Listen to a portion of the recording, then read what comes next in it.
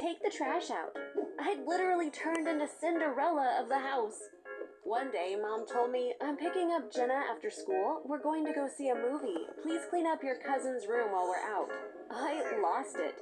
Mom, why am I always cleaning up after Jenna? That's not fair, I screamed. She's a guest at our house. Of course you're supposed to clean her room as her host. I don't want to hear any objections, she replied to me, frowning. My dad was quite busy with work at that time. He would leave early in the morning and return home after we all went to bed. I waited up for him one night. I told him what was going on.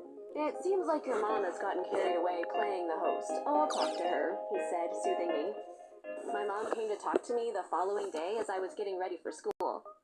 Shame on you for complaining to your dad about me. We fought over your lies, she yelled.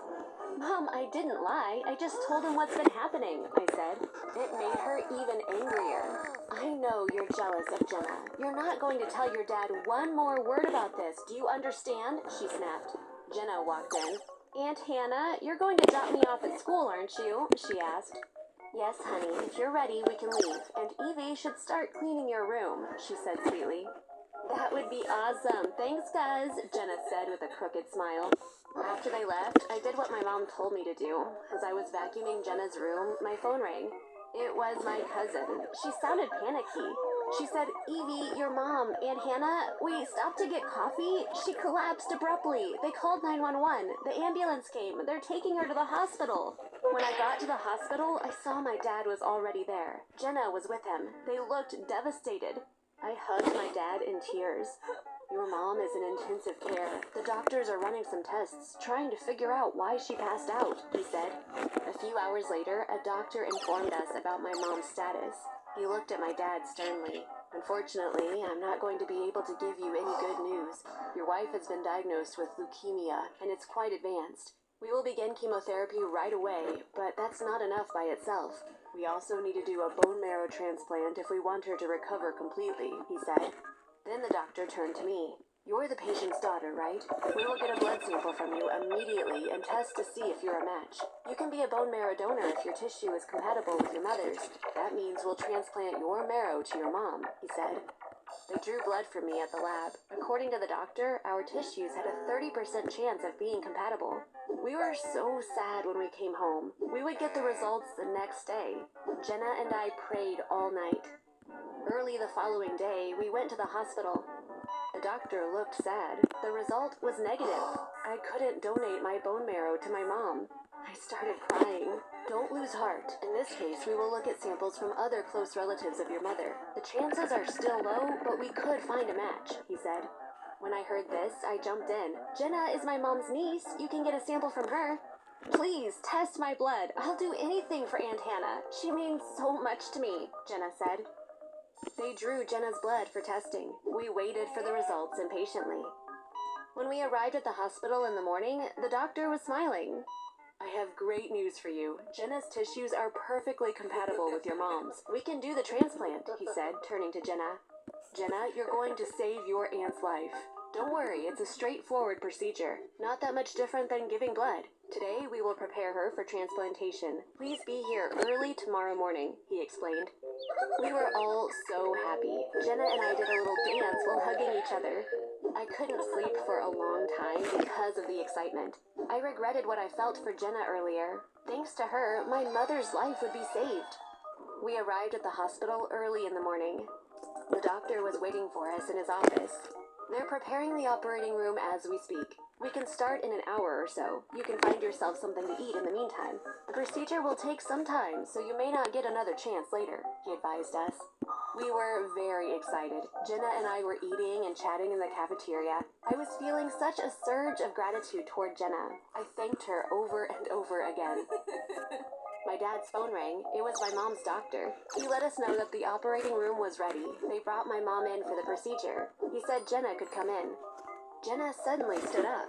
I can't do it. I just can't, she said and burst into tears.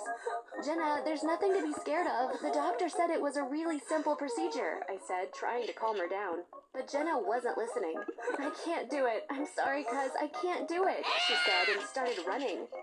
My dad and I were both in shock. At first, we froze. Then we began going after her. She was running towards the exit. She abruptly left the hospital as we stood staring after her. My dad and I looked at each other. This was so unexpected. I hugged my dad and then began crying out of desperation. They took my mom back to her room because there was nothing to do. She, too, was very sad. "How can Jenna do this?" she was saying. Her disappointment was much deeper than ours. When we got home that night, we were in for a surprise. Jenna had left a letter on her bed. I opened it and started reading. "Hi, cuz. I'm sorry for disappointing you. This procedure could be dangerous, and I'm too young. Aunt Hannah is a good person, but I still can't risk my life for her. I hope you can understand me. Actually, I don't care if you don't. I don't have to give my bone marrow to your mom just because she was good to me. Bye." Jenna had written this the previous night. She'd left it on her bed as we left home together that morning. This meant that she had no intention of becoming a donor from the start. She was trying to find a way to escape from the hospital. She fooled us. We were wrong to believe her. The next few days were a nightmare. My mom's condition worsened day by day. All of my mom's relatives were tested to see if there were any other matches, but all of the tests came back negative. We had almost no chance of saving Mom. All day and night, my dad and I sat desperately outside my mom's room as if waiting for a miracle. Sitting in the waiting area one night, we heard yelling in the hallway. The emergency personnel screamed, make way," as they pushed a gurney through. I couldn't believe my eyes when I saw who was lying on the gurney. It was Jenna. Shortly after, my mom's doctor came running to find us. It was late at night, so he was the one who had to tend to her in the emergency room. "Evie, your cousin was in a car accident. Your blood types match. We need to give her a blood transfusion right now, or she might go into shock. She's lost too much blood," he said. Without thinking, I got up and followed the doctor. Jenna had indeed lost a lot of blood. Thankfully, the immediate blood transfusion saved her life. In the morning, they took her out of intensive care and brought her into the room next to my mom's. She was crying when I walked into her room. "Cousin, the doctors told me what happened last night. I don't deserve your kindness. Please forgive me. I talked to the doctor and signed the paperwork. As soon as I feel better, I will become a donor for Aunt Hannah. I should have done it sooner, but I was scared, so I ran away. I'm full of regret right now," she said. I didn't expect her to donate her bone marrow when I gave my blood to her. On the other hand, I couldn't pass up that offer. This was the miracle we'd been waiting for. This time, Jenna kept her promise. When she recovered, she became a donor for my mom. She saved her life. After the transplant, my mom recovered much faster than the doctors expected. My mom left the hospital 3 months ago. We're so happy to have her back. Like Jenna, she feels guilty. "I wish I could turn back time. I feel so bad about how I treated you. I was so unfair. You're my daughter, and I love you," she always says. By the way, Jenna moved in with us again. However, she now sleeps in the living room and does all the housework herself. She refuses my help when I offer it. I guess that's her way of making amends. To be honest, I'm not complaining about it at all.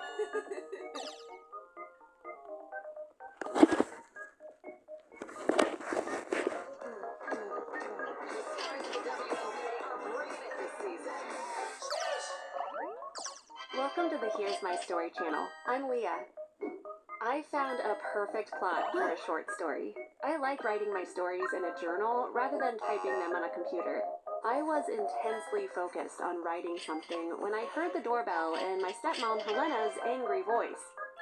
"Where have you been? I called 911 at least 15 minutes ago. You took so long that I could have died." When I went to see what was happening, a paramedic was checking my stepmom's blood pressure. Annoyed with her, the guy said, "You don't look like you're about to die. We know you too well by now. If we weren't contractually obligated to come, we wouldn't be here now." Embarrassed, my dad said, "I apologize, folks." Helena called 911 again and told them she was having a heart attack before I could stop her. Helena got angry. "Yes, I had a heart attack, and I called 911 as anyone in the same situation would do. That's my right." Unfortunately, my stepmom is a hypochondriac. That means she thinks she is sick despite having no health issues. One day she'll say, I have these spots on my arm, I must have skin cancer. Some other day she'll go, I have such a bad headache, I might have a stroke any minute. Or just like you witnessed just now, she claims that she's having a heart attack even though she has zero symptoms. My dad married Helena 5 years ago. Initially, I was worried about her because I thought she was genuinely sick. I used to rush to the hospital with her, but every time we were there, the doctors would keep saying, you are perfectly healthy, please don't waste our time, there are people who really need our help, and shoo us away. When I told my friends about what was happening with my stepmom, they would laugh. Whenever they saw me, they would ask me, is your stepmom up to any new tricks at the hospital? For example, one night my stepmom cried to my dad, both of my legs have turned blue. I googled it and it's a symptom of heart failure. Please take me to the hospital. I went along with them. The ER doctor had a laughing fit after examining Helena. It turns out that she was wearing a new pair of blue jeans earlier that day. The dye on the jeans had stained her legs, so the blue color on her legs was caused by her blue jeans, not from heart failure. My mom died when I was 10 years old. Like me, she was an amateur writer who used to write in her notebook. One night, I was reading the things she wrote. I got emotional and cried, Mom, you are such a talented writer. At that moment, Helena walked into my room, panicking. She said, Leah, my arms are numb. I googled it and it can be a symptom of a stroke. Get ready, we're going to the hospital. You'll help me if I lose consciousness in the cab.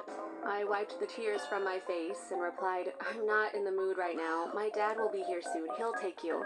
I was shocked by what my stepmom said then. Didn't your dad call you? He left for Mexico an hour ago. His business partner turned out to be a crook.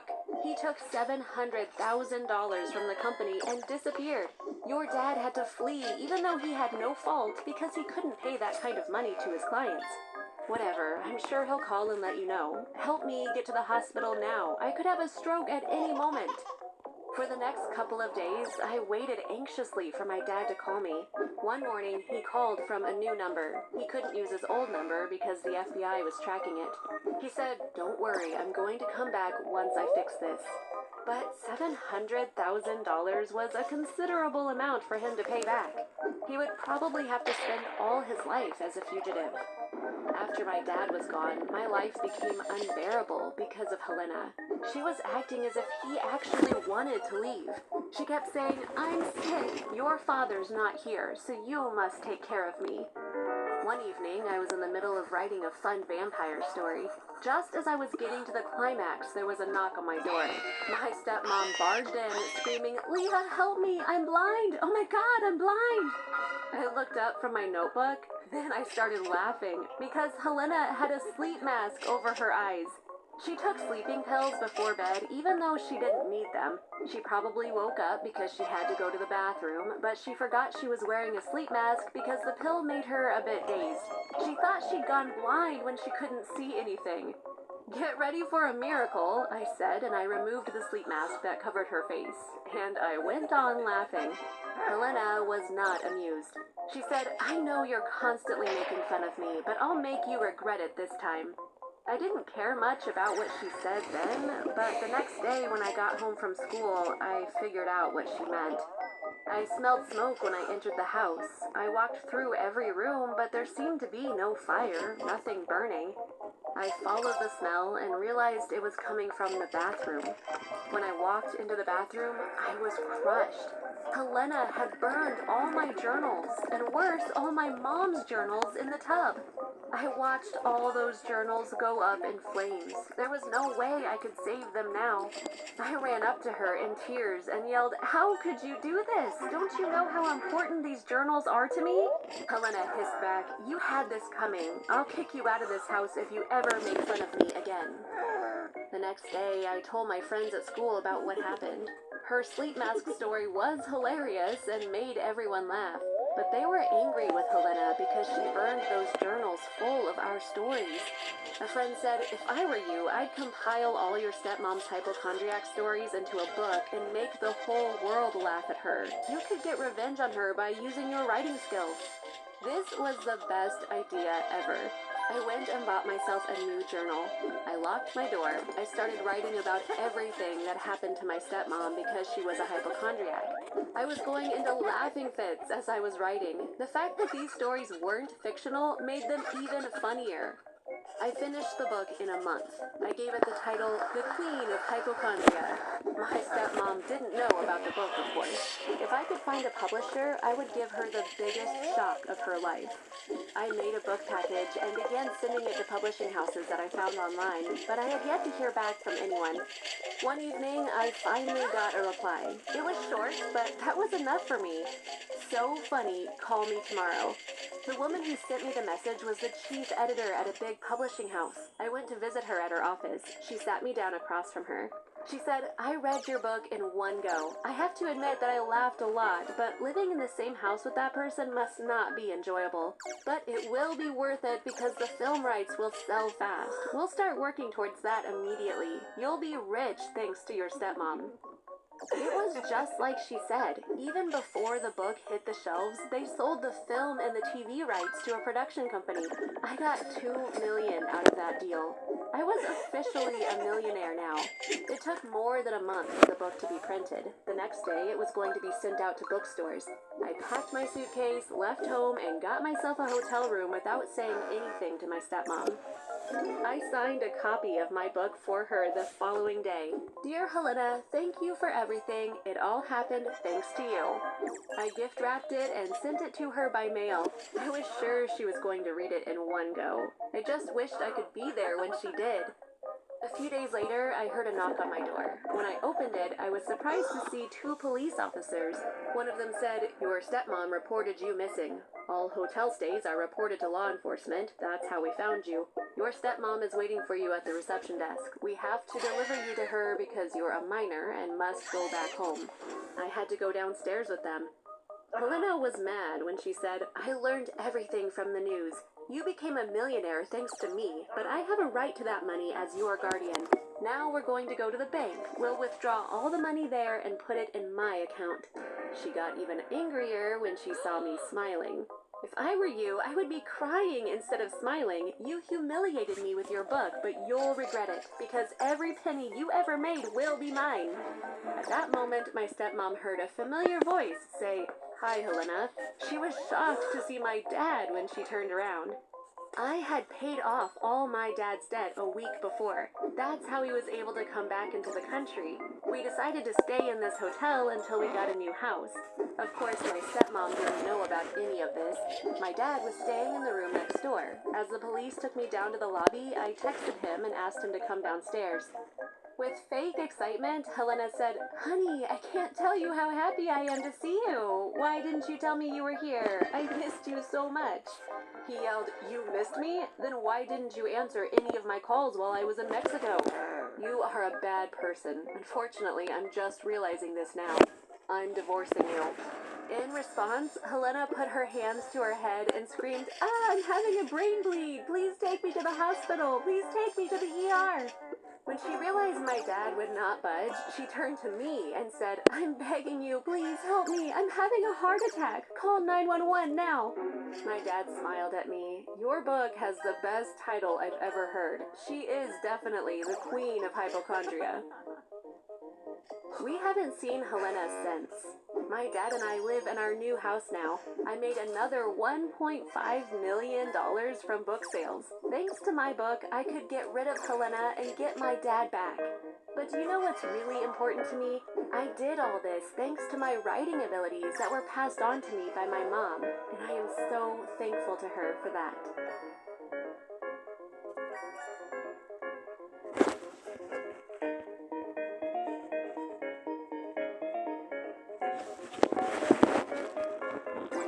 To disappear?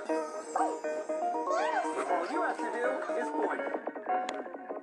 Welcome to the Here's My Story channel. I'm John. I strolled into the room with hesitation. My grandma cried out loud when she saw me. Honey, you look amazing! I knew this skirt would look good on you, but I didn't expect it to look this good, she said.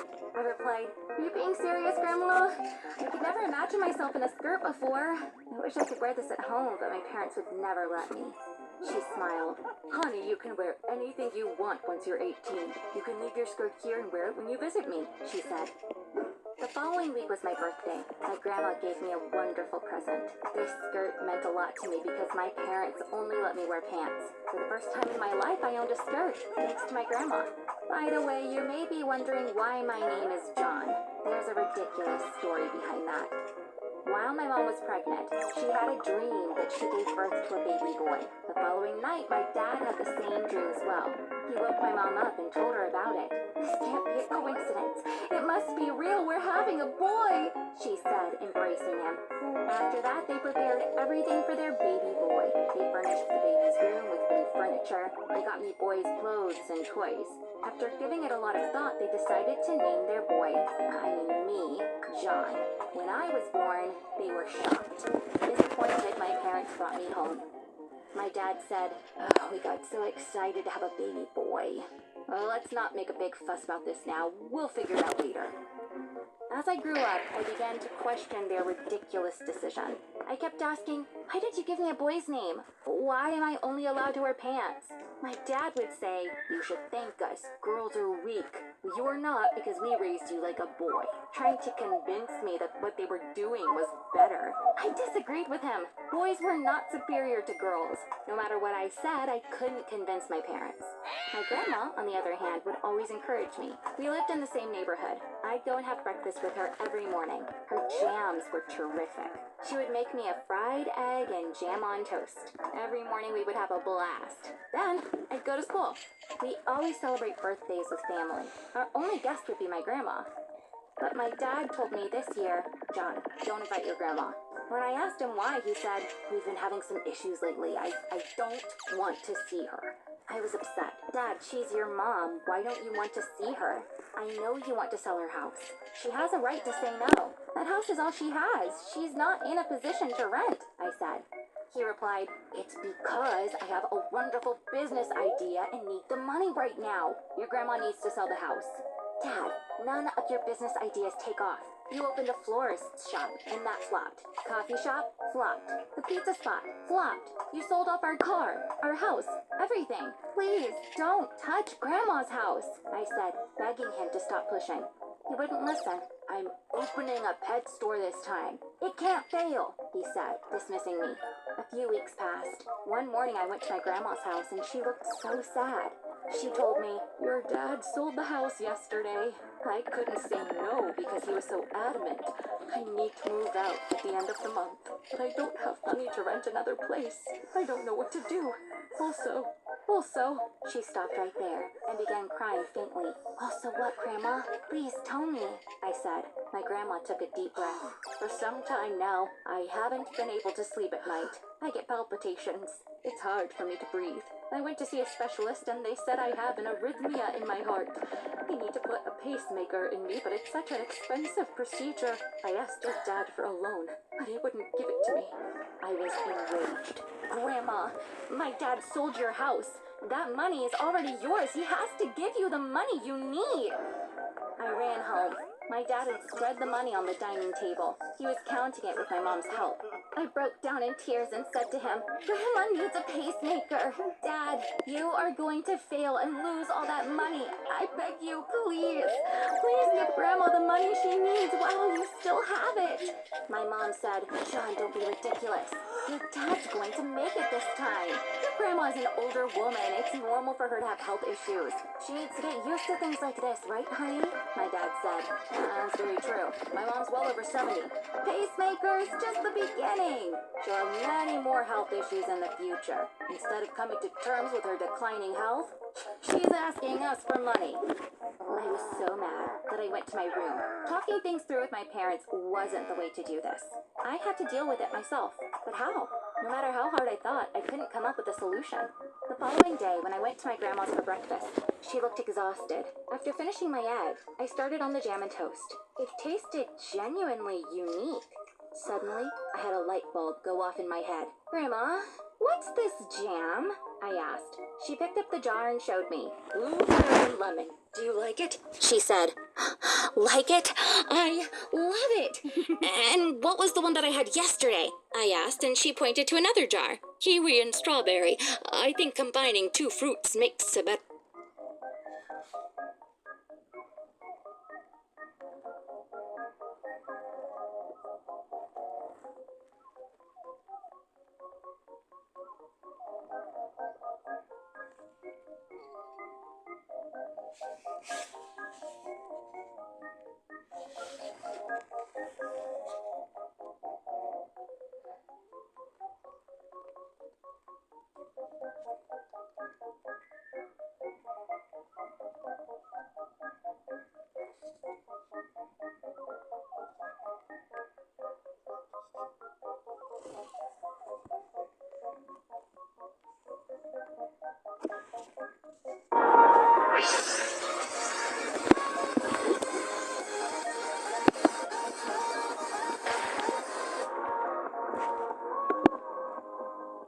How's it going, everybody? My name is McProseph, and this morning I reopened another grind server. If you guys are interested, all you have to do is meet the 5 requirements here. Very simple. As it says on screen, don't type, just grind. This is for lag reasons. Every time you type, the server has to send information, and therefore you're just making less honey. So if you're going to be joining us, just don't type. We're just there to grind. If you're serious about getting top 100 daily honeymaker type things, that is the people I'm looking for. So again, just don't type, just grind. Even if there's a vicious bee, we don't really care. There's no need for warnings. Just grind, grind, grind. Number 2, AFKs get banned. That's fairly simple. If mom calls you in to do the laundry or do the dishes, just log off the server. We want to have open spots for people that are actively playing and actively grabbing their gifts from their gifted festive bee, which moves us to number 3. If you don't have gifted festive bee for better gifts,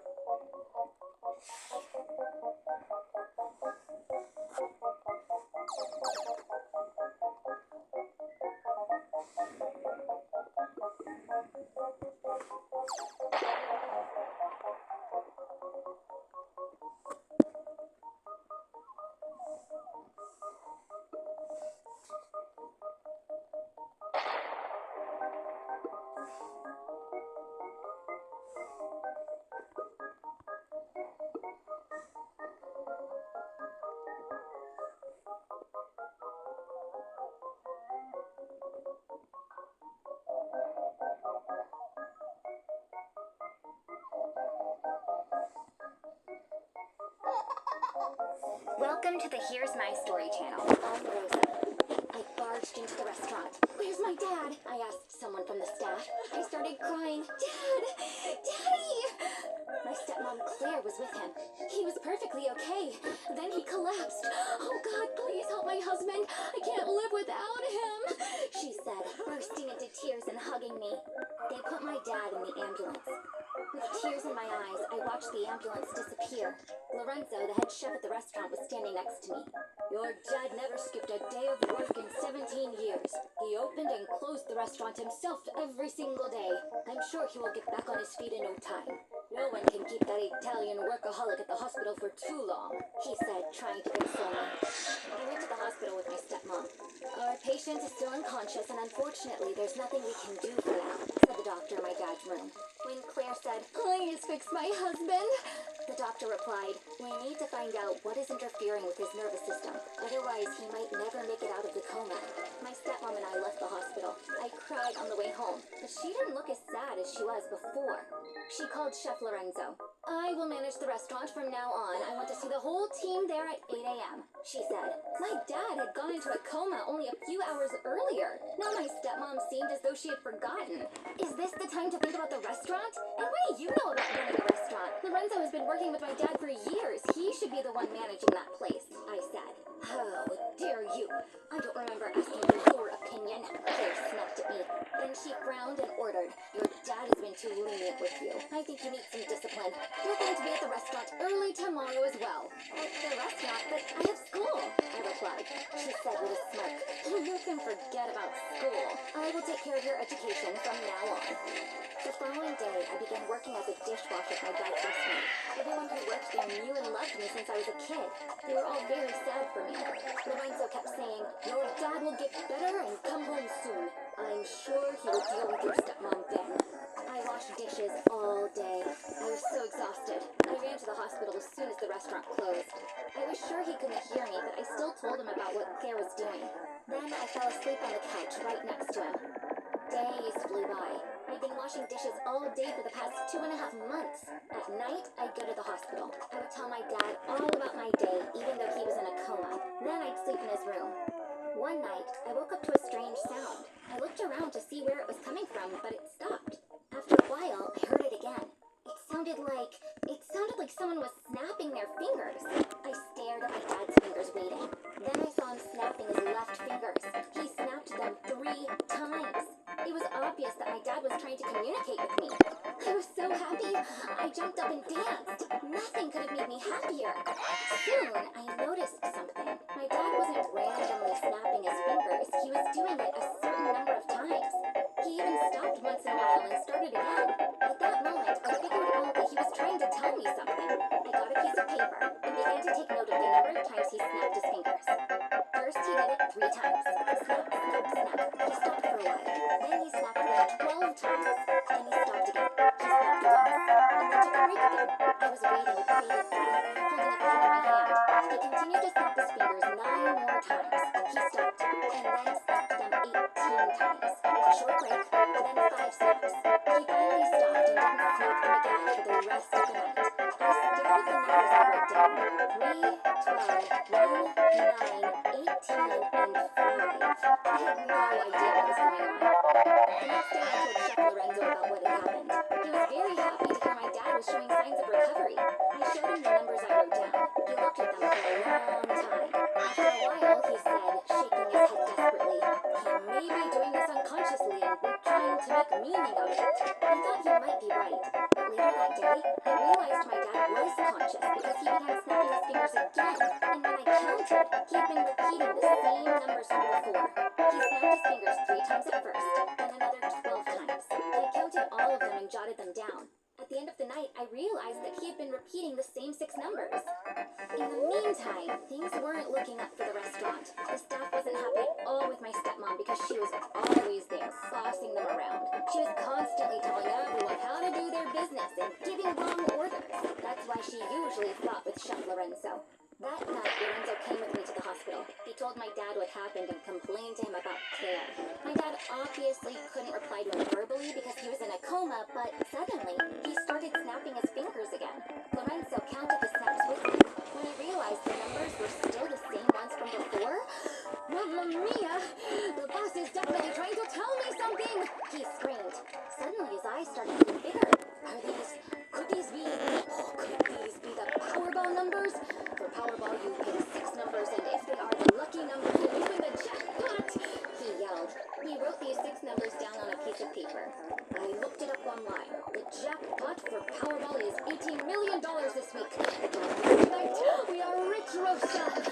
We'll get $40 million each when we hit the jackpot, he said excitedly. I was staring at my dad surprised. Were these really this week's winning numbers at Powerball? But how did my dad know about this? I fell asleep while thinking about this. I woke up to the sound of the phone. It was Lorenzo calling. He sounded sad. These aren't Powerball numbers. I got my hopes up for nothing, he said. I was smiling when I hung up the phone. My dad had been trying to tell us something really important, and I was going to find out what it was no matter how hard. At that moment, he began snapping his fingers again. I was surprised when I counted them because he did it 16 times. He waited for a while and then began snapping them again, 15 times to be exact. He snapped them for a long time that night, stopping once in a while and starting again. And finally, he stopped snapping altogether. The room was quiet. I checked the numbers. 16, 15, 9, 19, 5, 4. He took a break after that, then snapped them 13 and 5 times respectively. I wrote down all of these sequences one after the other. 3, 12, 1, 9, 18, 5, 16, 15, 9, 19, 15, 5, 4, 13, 5. I looked at them for a long time. My dad's breath had become audible. Then I knew that he was as excited as I was while he was waiting for me to solve the puzzle. Suddenly, I was illuminated. Of course! I shouted. I could turn these numbers into letters. You could almost hear my heartbeat in the room. I wrote down the whole alphabet on the paper. I gave every letter its corresponding number in the alphabet. The third letter was C. The 12th was L. The first was A. When I finished writing the first 6 numbers, it was a familiar name. Claire, my stepmom. I'd solved the puzzle. My heart was about to stop. I began to look at the corresponding letters to the numbers in the second sequence. The 16th letter was P. The 15th was O. The 9th was I. I could hardly believe it when I was finished with all the letters. The word was poisoned. There were only 2 numbers in the final sequence, 13 and 5, M and E. Me. I almost fainted when I read the whole sentence. Claire poisoned me. I solved it. My stepmom had poisoned my dad. Apparently, the poison she gave him had affected his nervous system and put him in a coma. I hugged my dad, feeling elated. Daddy, I can't believe she put you through all this. I just can't believe it. I said, crying softly. I called Lorenzo right away. Oh my, I totally messed up with the Powerball thing. We need to go to the police now. I'm coming to the hospital, he said. We went to the police station with Chef Lorenzo. We told the chief of police everything. This is a pretty unbelievable story, but trying won't hurt. We'll take your stepmom in for questioning. If she really did it, she'll confess. Amateurs don't stand a chance with us, he said. Claire did indeed confess everything she had done, just like the chief of police predicted. She poisoned Dad to take over the restaurant. She used poison she bought off the dark web. I'm testing a new dish for the menu. Would you like to try it and tell me what you think? She said to him while serving him the dish she put the poison into. The poison spread all over Dad's body and shut down his nervous system, putting him into a coma. When the doctors found out about the poison, they treated my dad with the right kind of antidote. A few days later, he opened his eyes. He smiled when he saw me by his bed. My sweet angel, you saved my life and got that murderous woman caught, he said. I asked him how he was able to snap his fingers while in a coma. He smiled. After a while, I began hearing what was going on around me, but I wasn't able to open my eyes. The only things I could move were 2 fingers. I figured I could communicate with you that way. I had to trust you. You solved my puzzle. You're smart, just like your mom. I'm sure she would be so proud of you if she was alive, he said. My dad is doing great right now. He's back running the restaurant. I went back to school, but I'm still running to the restaurant every day after school. However, I'm not a dishwasher anymore. I have Chef Lorenzo in the kitchen. He's the best chef I know, and he's teaching me all the secrets of his profession. Claire is still being tried for attempted murder. I'd always felt that she wasn't a nice person, but I never could have guessed she was this evil. Thankfully, she's spent a long time behind bars for what she's done and have a lot of time on her hands to regret it.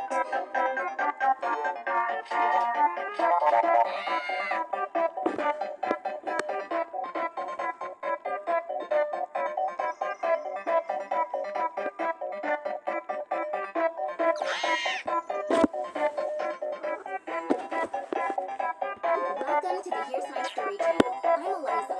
My dad took us out to dinner for my sister Skylar's birthday. She was as grouchy as ever. She cut a piece of her steak and put it in her mouth. Then she made a face and called out to her waiter. Hey, look here. I wanted my steak cooked medium well, but this is medium rare. You have to bring me another one right now. We were at the best restaurant in the city. I didn't think there was anything wrong with the food. My older sister loves yelling at people. Unfortunately, this is how she treats the cooks, the drivers, and the maids that work for us as well. She wasn't always like this. She changed a lot after my mom passed and became this insufferable person. The waiter apologized and took away Skylar's plate. My sister was still going on about how he had one job and still failed to do it.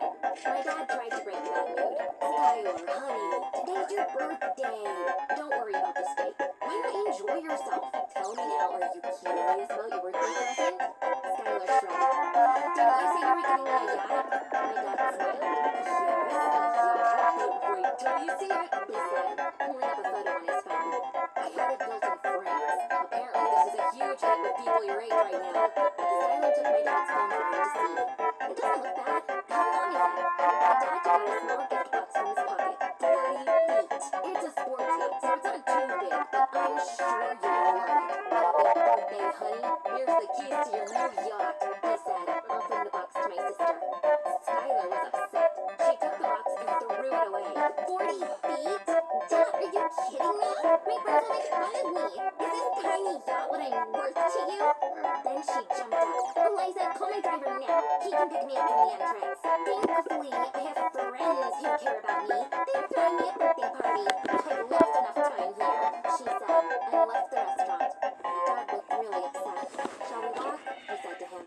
We went outside. We walked silently on the promenade for a while. Then we found a bench to sit on. My dad was still shaken. I messed up everything after your mom died. I'm a bad father, he said. You are not a bad father. You did everything we wanted to help us forget about our lives. You did things we didn't even ask for. Unfortunately, I think that turned Skylar into a spoiled brat, but this isn't your fault. You only wanted to make us happy. Skylar might not be aware of it, but I can see that clearly, I said, and gave him a hug. Skylar stopped talking to us after that evening. Our house was so big that I didn't even run into her. Sometimes when I came home from school, I would see her driver. He would be carrying Skylar's shopping bags to her room. Dresses, perfumes, jewelry worth tens of thousands of dollars. Skylar spent most of her time shopping even though she didn't need anything. If she wasn't shopping, she was partying with other spoiled brats. One morning I woke up to a knock on my door. When I opened the door, it was one of the maids. She looked really sad. Your dad and your sister are waiting for you in the grand living room. Unfortunately, things do not look good, man, she said. I felt panicked. I put on some clothes real quick and went to the grand living room. There were a lot of people whom I'd never seen in my life. They were taking photos of the paintings and sculptures around the room, taking notes. Some men were carrying the artwork and pieces of furniture outside. My dad and Skylar were sitting on a couch. Skylar's eyes were puffy from crying. My dad got up and he saw me. Eliza, I didn't mean for you to find out this way, but I couldn't pay the loan I got from the bank for the construction of the dam. Unfortunately, the company went bankrupt. The bank is seizing all of our assets to pay off our debt, and we need to move out of this house today, he said. Meanwhile, one of the men approached Skylar. Would you mind handing over your necklace and rings? We confiscated all the other jewelry in your room. The only ones missing are those you're wearing. We need to take those as well. In tears, Skylar did what the man told her to do. Then she turned to my dad. What kind of father are you? What are we going to do? Aren't you ashamed to be doing this to us? She screamed. I couldn't stop myself from screaming back at her. Enough! Aren't you ashamed of blaming Dad for this? You lived like a princess thanks to him. Now it's over. We need to take care of ourselves now. We moved into a small house in one of the worst neighborhoods in the city. Skylar and I were staying in the same room. I don't deserve this. I can't live like this. She was repeating to herself as she cried nonstop. Surely I missed our old days too, but that comfy life was in the past for us. We were no longer a wealthy family, and we had to fight hard to survive. Our house was really old. Nothing worked right. One night, Skylar's yelling woke me up. Damn it! Damn toilet! She was screaming. My sister came out of the bathroom a while later. The toilet was clogged. I had to clean the whole bathroom. Can you imagine? I cleaned it with my hands, she said. She seemed surprised she was able to do this. Welcome to the real world. It sucks. You're gonna love it, I replied. I knew life was difficult for me as well, but it was obvious that Skylar was going to have a much harder time. My dad was interviewing for jobs all the time, but he hadn't found anything yet. One evening he came to our room. Girls, we have no money left. I can't give you any allowance until I get a job, he said. When Skylar said, Dad, I need to go grocery shopping. We don't have any food left in the house. He took out his wallet and gave her the last bill inside it. Skylar stared at the bill and said, I don't think $10 would be enough. My dad replied, This is it, honey. We need to stretch this for a while. Skylar was sad to see my dad so desolate. She decided to ask for help from her friends. Please don't ask anyone for money. You can work and make some yourself, I said to her, but she wouldn't listen. She called her best friend Ava and told her what happened. They were on a video call so I could hear Ava's voice. Ava asked, Skylar, your dad lost everything. You're poor now. How are you going to pay me back? When my sister said, I'll pay you down the line, I promise. You're my best friend. You have to help me. Ava got mad. I don't have to do anything. I think you should find some new friends that are better suited to your present situation. Don't call me again, she said. Skylar wasn't expecting this at all. When I saw her disappointment, I felt so sad. I went ahead and gave her a hug. She thought me back. She started to cry softly. I stroked her hair and said, Sis, we're a family. When families come together, they can overcome anything. That night, I looked for a job that would be a good match for us. I found a waitressing job for Skylar and a dishwashing job for myself in a restaurant nearby. Skylar was cranky at first, but she had to accept it because she had no other option. We went to the restaurant after school. Skylar put on her uniform and came to me. Do you think I can do this? She asked. You probably can't, but you will still keep working until your shift's up, I responded. She embraced me laughing. This was the first time in a long time I'd seen her smile. I'd been washing dishes for hours. I peeked inside when I heard yelling. A customer was screaming at Skylar. Skylar walked into the kitchen holding the plate. The chef asked, What happened? What did she not like? Skylar replied, She said the food was cold. It's actually not my fault. It got cold because she was on the phone with someone, and yet she still wants another one. The chef took the plate and spat in it. Skylar and I couldn't believe our eyes. Then he heated up the food in the microwave and gave it back to Skylar. My sister was still in shock. You spat in the food, she said. The chef shrugged. This is how grumbling customers are punished. She shouldn't have yelled at you, he said. Skylar looked at me. I knew what she was thinking. She asked regretfully, Lisa, how many times do you think I got this punishment? Many, many, many. Okay, well, we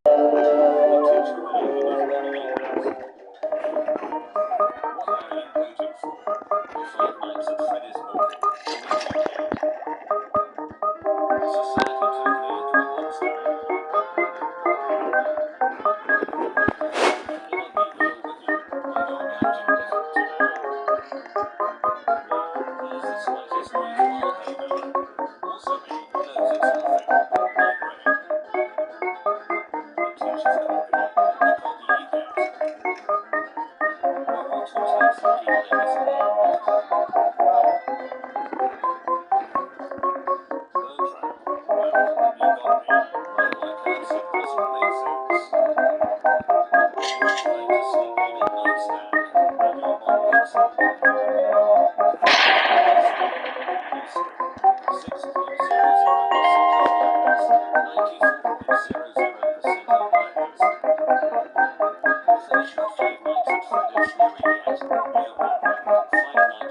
is 2020.